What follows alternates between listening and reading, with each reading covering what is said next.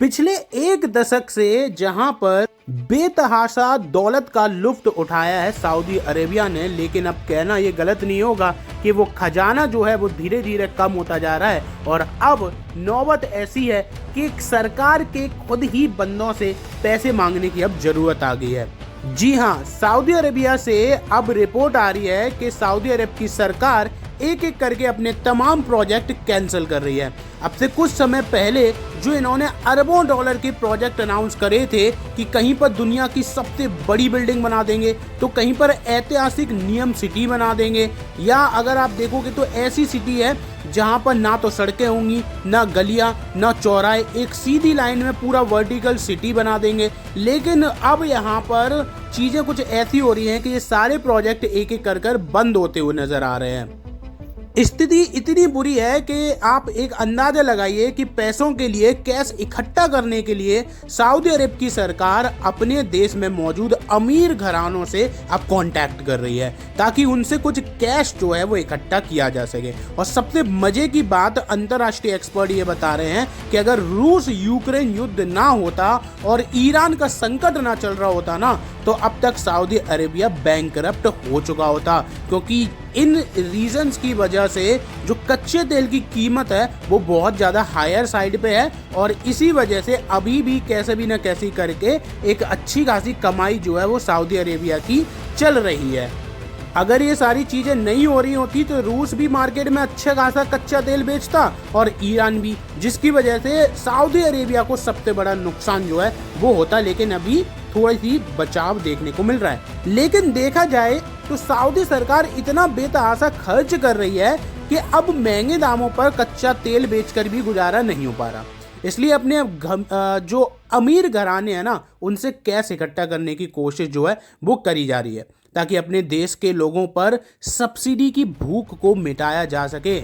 लेकिन यहाँ पर अगर आप देखोगे, आप बोलोगे ये सब्सिडी कैसी है, तो सबसे पहले तो जिनके पास पैसा था उन्होंने कहाँ खर्चा किया कि आज के टाइम पर यहाँ पर चीज़ें ऐसी हालत हो गई। तो सबसे पहले सऊदी अरेबिया ने बनाया कि हम बनेंगे अब फुटबॉल नेशन।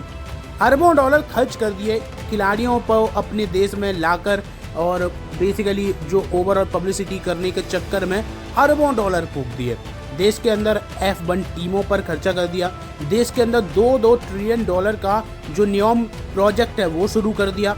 अरबों डॉलर के अलग अलग बिल्डिंग बनानी शुरू कर दी ताकि देश अपने आप में एक मॉडर्न कंट्री दिख सके। इसके अलावा लोगों को जबरदस्त सब्सिडी दी जाती है। जी हाँ, सऊदी अरेबिया में वहाँ के सिटीजन को अच्छी खासी सब्सिडी दी जाती है ताकि वो मजे की जिंदगी काटें और जो तानाशाही है वहाँ पर, जो राजशाही है वहाँ पर, उस पर कोई भी सवाल ना उठाया जा सके। अब खर्चा तो कॉन्टिन्यूसली बढ़ ही रहा है, लेकिन कमाई पहले के कंपैरिजन में थोड़ी सी कम हुई है और सऊदी अरेबिया के लिए अब ये समस्या बढ़ गई है क्योंकि एक तरफ इनके कुएं, दूसरी तरफ अगर आप देखोगे तो तेल भी पहले के कंपैरिजन में कम ही होता जा रहा है। दरअसल अगर हम यहाँ पर 2020 में जो नियम प्रोजेक्ट शुरू किया था, 2030 तक यहाँ पर एक बड़ा डॉलर, मतलब बहुत अरबों डॉलर उसमें फूंक दिए।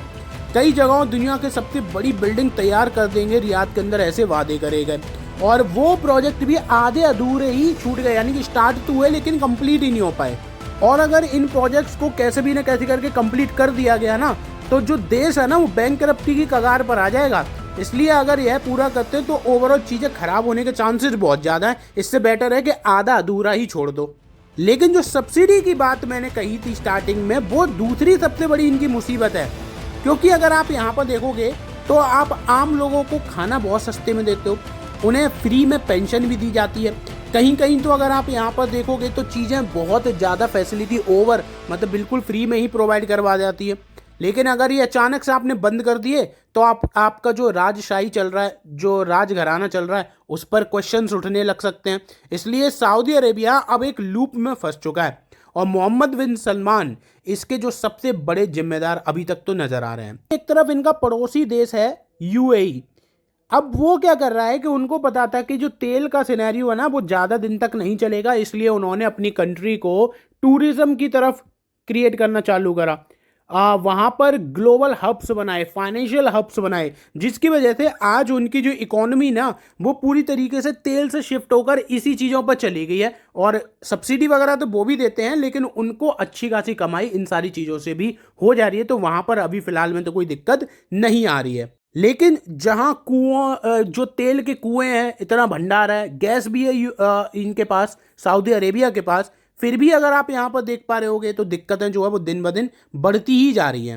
तो अब ये कहना बिल्कुल भी गलत नहीं होगा कि जैसे जैसे दुनिया 2030 की तरफ बढ़ रही है वैसे वैसे अरब देश अपने जो है वो स्ट्रगल बहुत ज़्यादा उनका भी बढ़ता जा रहा है। हाँ, यूएई ने काफ़ी अच्छी खासी प्लानिंग कर रखी है तो उनकी दिक्कतें काफ़ी हद तक कम हो गई हैं। लेकिन जो लोग यूएई का मजाक उड़ाते थे आज वही दुनिया में मजाक बनने की तरफ बढ़ते जा रहे हैं। बाकी वीडियो अच्छी लगी हो तो लाइक और चैनल को सब्सक्राइब आप जरूर कर दीजिएगा। धन्यवाद।